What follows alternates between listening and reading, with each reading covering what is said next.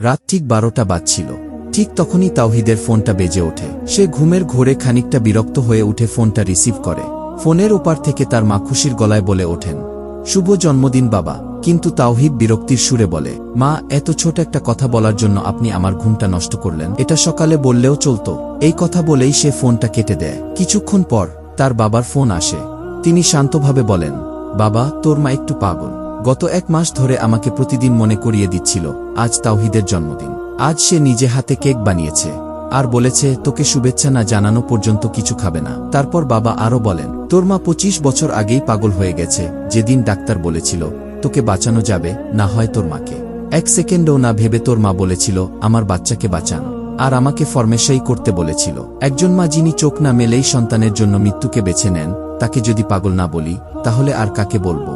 এটা শুনে তাওহিদ হাউমাউ করে কেঁদে ফেলে। সে মাকে ফোন করে কাঁদতে কাঁদতে ক্ষমা চায় এবং প্রতিজ্ঞা করে সে সারা জীবন মা বাবাকে সম্মান করবে ও ভালোবাসবে।